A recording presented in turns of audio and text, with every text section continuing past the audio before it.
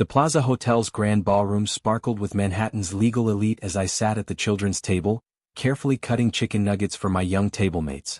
The Tom Ford suit beneath my casual sweater cost more than the monthly billing of most law firms, but appearances were everything in this game. "Still where you belong, I see," my brother James smirked as he passed by. "Though I suppose someone needs to watch the children while the real lawyers talk." If he only knew that his prestigious cases at Morrison Legal were actually being bankrolled by my company, Nexus Law Group. The children's book author, they mocked, had built a $2.8 billion legal empire right under their noses. My phone buzzed discreetly. Acquisition paperwork complete. Nexus Law Group's takeover of Morrison Legal finalized. Announcement scheduled for 8:30 p.m. I glanced at the ornate clock, 7:45 p.m. In 45 minutes, my family would discover that their immature son who sat with children had just acquired their law firm in a $900 million deal. "Making paper airplanes with the kids again, Mark?"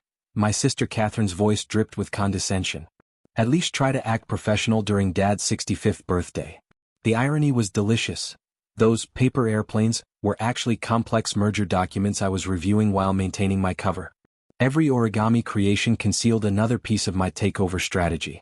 Through the grand windows, I could see my father holding court at the main table, probably sharing another story about how his real children had carried on the Morrison Legal legacy while his youngest had found his level writing children's books. "Mr. Morrison," my chief legal officer approached, disguised as a party planner, "everything is in position. The board members are all present, and the announcement is prepared." I nodded, checking my watch again. 8:15 p.m. Time to show them who's really been running the show. The ballroom buzzed with legal world elites. My father had insisted on having legal news displayed on massive screens throughout the evening, a decision that would soon prove deliciously ironic. "There's my creative son," my mother's voice carried just enough to draw attention. "Mark, darling, surely you can join the adults for your father's birthday toast?" "Of course, Mother," I replied, taking my assigned spot at the very edge of the group, the same position I'd occupied since refusing to join Morrison Legal's associate program. 8:25 p.m. The champagne was flowing as the MC called for attention. "Ladies and gentlemen, as requested by our host, please direct your attention to the screens for a special announcement."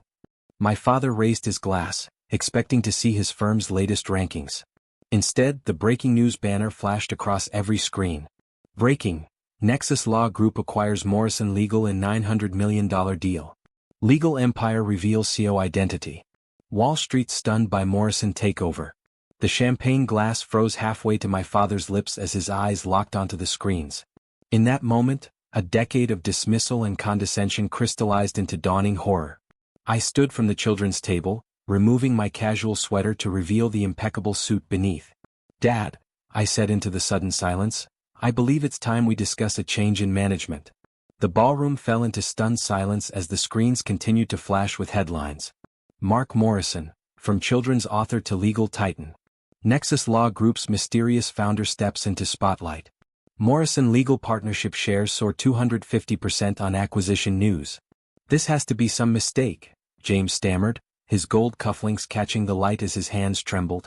"Nexus Law Group is the firm that's been revolutionizing legal tech. They're the ones who funded your last 3 class action suits?" I finished smoothly. "Yes, that was me. Every victory you bragged about at family dinners? Bankrolled by my firm. Those legal algorithms you mocked as children's games when I tried to show you? They now power the largest legal tech platform in the country.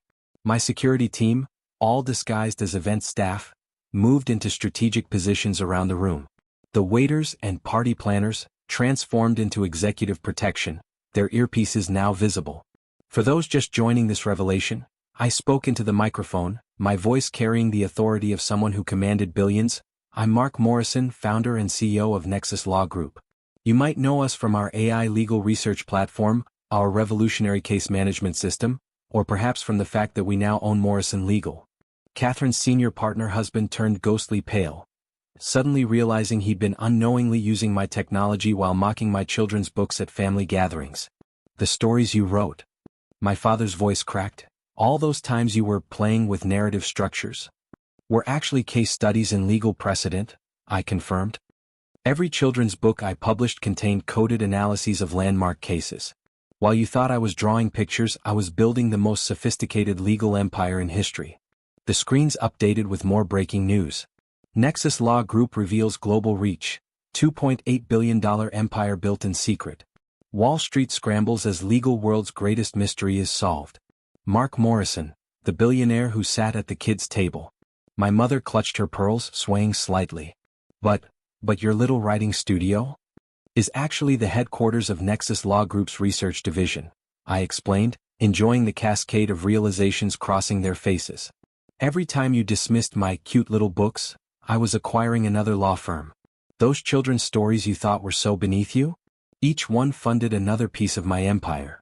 James pushed forward, his usual arrogance replaced by desperate calculation. The new case management system, the breakthrough platform, is mine, I finished. Every innovation you praised in partner meetings came from my team. Though I should thank you, your constant condescension made it incredibly easy to operate unnoticed. My father found his voice again, though it trembled with barely contained rage. The legal community will never accept. They already have, I cut him off, nodding to my CFO, who had been posing as a children's entertainer. She distributed tablets showing Nexus Law Group's complete market dominance. You see, Dad, while you were busy teaching James and Catherine how to run a real law firm, I was learning something far more valuable: how to build an empire from the ground up. Every time you seated me with children, I was making connections with the next generation of legal minds. Every time you dismissed my work as juvenile, I was revolutionizing the entire legal industry. The reporters who had come to cover a simple birthday party were now scrambling for positions, their cameras trained on the family drama unfolding before them. But why? My father struggled to form the question, his birthday cake untouched before him. Why reveal everything now? I picked up one of the children's origami creations from my table. Actually, a complex merger document folded into the shape of a crane. Because timing is everything in law, isn't it, Dad? That's what you always taught us. Well, that and know your place. Though I suppose I finally do know my place, at the head of the firm that just bought yours. The screens flashed with more updates. Nexus Law Group announces complete restructuring of Morrison Legal. Mark Morrison's net worth soars to $2.8 billion.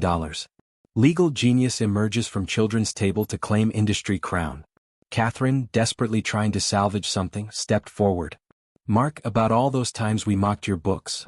Save it for your performance review, I cut her off. Though I should warn you, Nexus Law Group has very strict policies about workplace behavior. No more relegating people based on your perception of their worth. My COO distributed leather portfolios to each family member. Inside you'll find documentation of every case, every victory, and every settlement you've achieved using Nexus technology.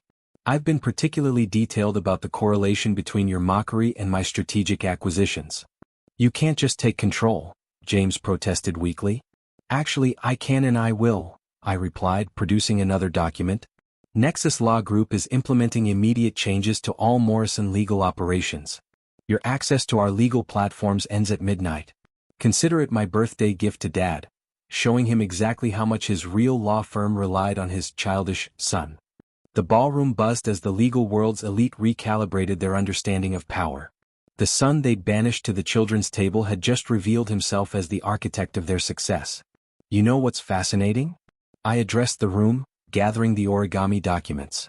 Every time you seated me with children, you freely discussed sensitive cases.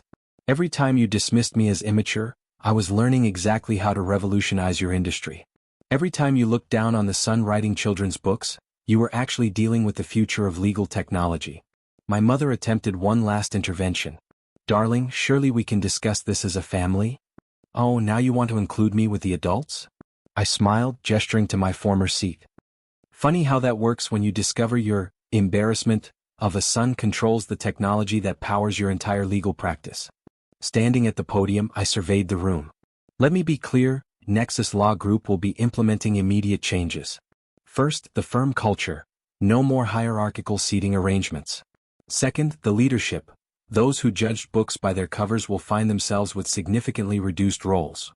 My security team began escorting my family from their seats of honor. As they stood, stunned and diminished, I called out, "Oh, and Dad? Happy birthday. Don't worry about cutting the cake. I'm having it served at the children's table first. After all, that's where the real future of your firm has been sitting all along." The headlines would run for months, but nothing could match the satisfaction of that moment. when the son they made sit with children revealed himself as the one controlling their legal destiny. Walking toward my new office in Nexus headquarters, I paused for one final remark. By the way, those childish stories you mocked? They've been cited in Supreme Court decisions. Not bad for someone you thought only belonged at the kids' table. Sometimes revenge isn't just about proving them wrong, it's about controlling the entire legal system they thought you weren't mature enough to understand. The morning after my father's birthday revelation, I sat in my true office, the top floor of Nexus Law Group's headquarters, watching as our logo replaced the Morrison Legal signage across Manhattan's legal district. The wall behind my desk displayed my published children's books, each one a cleverly disguised legal treatise that had revolutionized different aspects of law. My phone hadn't stopped buzzing with headlines. Nexus Law Group begins massive legal industry restructuring. Mark Morrison's first moves as public CEO shake legal world. From children's stories to case law, the revolution no one saw coming. James burst into my office clutching case files. Our access to the legal research platform is gone. I have a Supreme Court brief due tomorrow. Correction, I said calmly, reviewing global case analytics on my screens. Your privileged access has been revoked. Remember last Christmas when you mocked my picture books while bragging about your winning streak? Those victories came from my algorithms. But the clients, the deadlines? Will all need to be managed without Nexus technology, I smiled. Consider it a lesson in humility, something our family desperately needs. By the way, those simple drawings you laughed at? They're actually visual representations of complex legal principles that are now copyrighted by Nexus.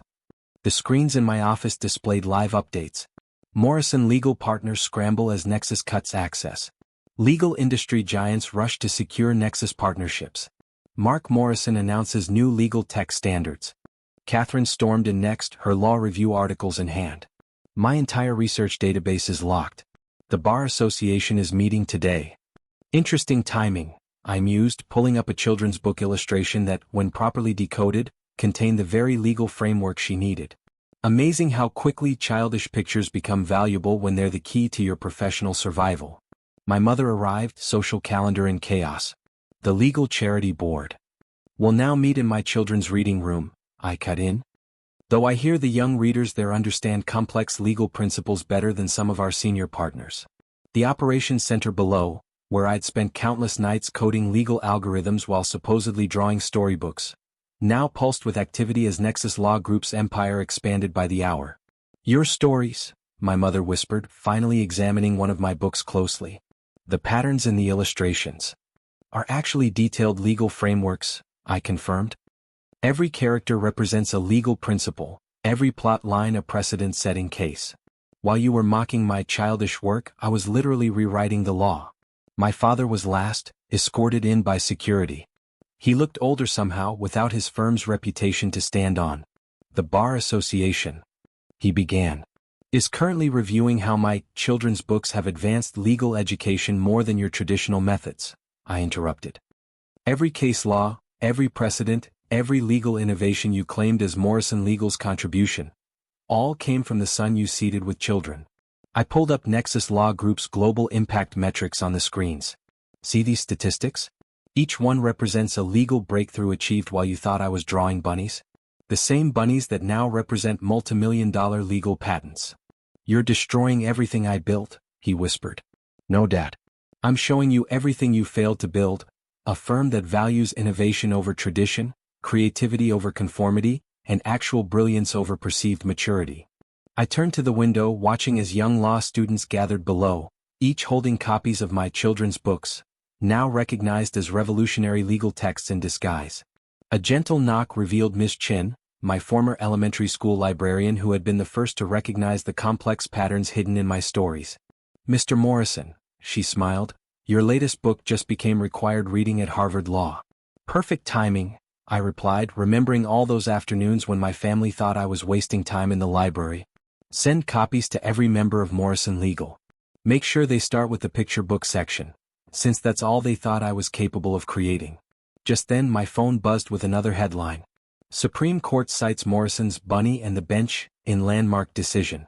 Oh, and Miss Chin? I called as she turned to leave. Send a special edition to my father's new office, in the Junior Associates bullpen. Let's see how he enjoys starting over from the children's table. The headlines would run for years, but nothing beat the satisfaction of knowing that every law student in the country would learn their most important legal principles from the childish books that my family had mocked.